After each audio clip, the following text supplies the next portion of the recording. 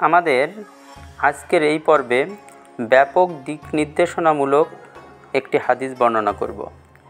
বিশিষ্ট সাহাবী হযরত খালিদ বিন ওয়ালিদ রাদিয়াল্লাহু তাআলা আনহু বলেন, একজন বেদুইন রাসূলুল্লাহ সাল্লাল্লাহু আলাইহি ওয়াসাল্লামের নিকট এসে বলল, হে আল্লাহর রাসূল, আমি আপনার নিকট এমন কিছু বিষয় সম্পর্কে জিজ্ঞাসা করতে এসেছি যা আমার জন্য দুনিয়া ও আখিরাতের তাবৎ মঙ্গলের কারণ হবে। রাসূল সাল্লাল্লাহু আলাইহি ওয়াসাল্লাম বললেন, তোমার যা জিজ্ঞেস করার আছে আমাকে জিজ্ঞেস করতে পারো। বেদুইন বলল, আমি সর্বাধিক জ্ঞানী হতে চাই। রাসূল সাল্লাল্লাহু আলাইহি ওয়াসাল্লাম বলেন, আল্লাহকে ভয় করে চলবে, তবেই তুমি সর্বাধিক জ্ঞানী হতে পারবে। বেদুইন জিজ্ঞাসা করল, আমি সর্বাধিক ধনী হতে চাই।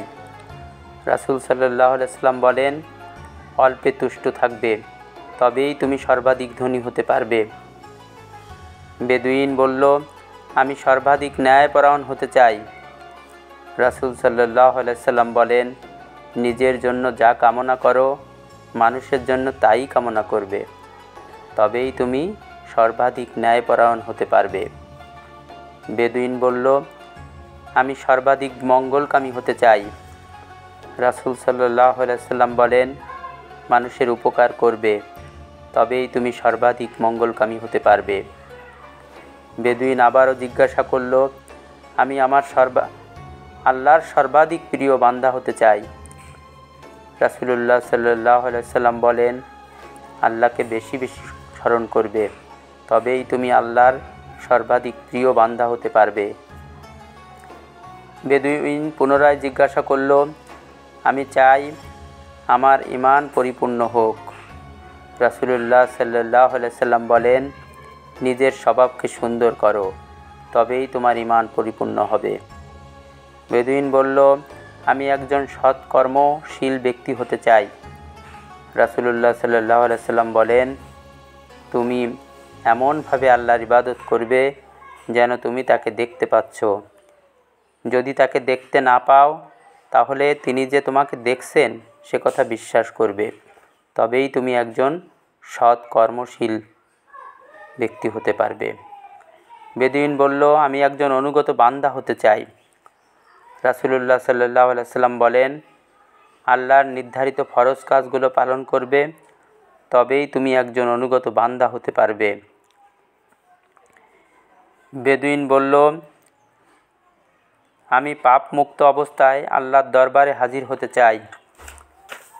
রাসূল সাল্লাল্লাহু আলাইহি ওয়াসাল্লাম বললেন, ফরজ গোসল উত্তমভাবে করবে, তবেই তুমি পাপ মুক্ত অবস্থায় আল্লাহর দরবারে হাজির হতে পারবে। বেদুইন পুনরায় জিজ্ঞাসা করল, আমি হাসরের ময়দানে আলোর মাঝে জমায়েত হতে চাই।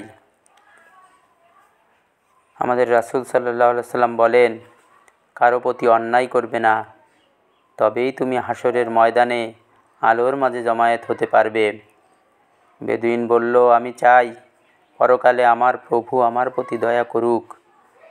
রাসূল সাল্লাল্লাহু আলাইহি ওয়াসাল্লাম বলেন, নিজের প্রতি ও তার বান্দার প্রতি দয়া করবে, তবেই তোমার প্রভু পরকালে তোমার প্রতি দয়া করবেন।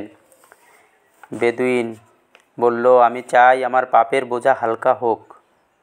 রাসূলুল্লাহ সাল্লাল্লাহু আলাইহি ওয়াসাল্লাম বললেন, বেশি বেশি তাওবা ইস্তিগফার করবে, তবেই তোমার পাপের বোঝা হালকা হবে। বেদুইন জিজ্ঞাসা করল, আমি সর্বাধিক সম্মানিত হতে চাই। রাসূল সাল্লাল্লাহু আলাইহি ওয়াসাল্লাম বলেন, নিজের কোনো অভাব অভিযোগ মানুষের নিকট প্রকাশ করবে না, তবেই সর্বাধিক সম্মানিত হতে পারবে। বেদুইন বলল, আমি সর্বাধিক শক্তিশালী ব্যক্তি হতে চাই। রাসূল সাল্লাল্লাহু আলাইহি ওয়াসাল্লাম বলেন, আল্লাহর প্রতি ভরসা রাখবে, তবেই তুমি সর্বাধিক শক্তিশালী ব্যক্তি হতে পারবে। বেদুইন বলল, আমি চাই আল্লাহ আমাকে সচ্ছলতা দান করুক, আল্লাহ আমার রিজিক বাড়িয়ে দিন। রাসূল সাল্লাল্লাহু আলাইহি ওয়াসাল্লাম বলেন, সবসময় সর্বপ্রকার গুনাহ, নাপাকি, অসৎকর্ম থেকে পবিত্র অবস্থায় থাকবে, তবেই আল্লাহ তোমাকে সচ্ছলতা দান করবেন। বেদুইন পুনরায় জিজ্ঞাসা করল, আমি আল্লাহ ও তার রাসূল সাল্লাল্লাহু আলাইহি সাল্লামের একজন প্রিয় পাত্র হতে চাই। রাসূল বলেন, আল্লাহ ও তার রাসূল সাল্লাল্লাহু আলাইহি সাল্লাম যা পছন্দ করেন তুমিও তা পছন্দ করবে, তবেই তুমি তাদের প্রিয় পাত্র হতে পারবে।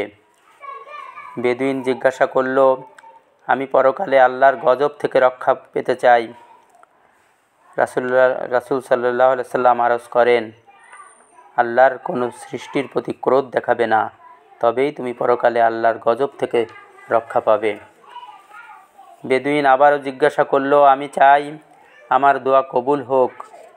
রাসূল সাল্লাল্লাহু আলাইহি সাল্লাম বলেন, হারাম খাদ্য পরিহার করবে, তবেই তোমার দোয়া কবুল হবে। বেদুইন বলল, আমি চাই পরকালে আমার প্রভু আমার পাপগুলো গোপন রাখুক। রাসূল সাল্লাল্লাহু আলাইহি সাল্লাম বলেন, অন্যের দোষ ত্রুটি গোপন রাখবে, তবেই পরকালে আল্লাহ তোমার পাপগুলোও গোপন রাখবেন।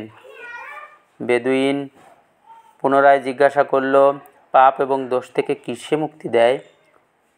রাসূল সাল্লাল্লাহু আলাইহি সাল্লাম বলেন, অশ্রু, কাকুতি মিনতি ও রোগবালাই। বেদুইন বলল, কোন সৎ কাজটি আল্লাহর নিকট সর্বাধিক মহান? রাসূল সাল্লাল্লাহু আলাইহি সাল্লাম বলেন, সচ্চরিত্র, বিনয় এবং বিপদে ধৈর্য ধারণ। বেদুইন, কোন পাপ কাজটি আল্লাহর নিকট সর্বাধিক নিকৃষ্ট? রাসূল সাল্লাল্লাহু আলাইহি সাল্লাম বলেন, অসৎ চরিত্র, কার্পণ্য এবং পরোপকারে অনীহা। বেদুইন জিজ্ঞাসা করল, দুনিয়া ও আখিরাতে আল্লাহর গজব কিসে প্রশমিত হবে?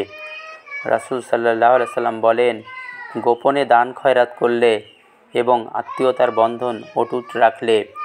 বেদুইন সর্বশেষ প্রশ্ন করল, পরকালে জাহান্নামের আগুন কিসে নির্বাপিত হবে? রাসূল সাল্লাল্লাহু আলাইহি সাল্লাম বলেন, দুনিয়ার বালা মুসিবতে ধৈর্য ধারণ করলে। হাদিসটি ইমাম আহমদ বিন হাম্বল রহমাতুল্লাহ আলাইহি কর্তৃক বর্ণিত হয়েছে। তো আজ এই পর্যন্ত।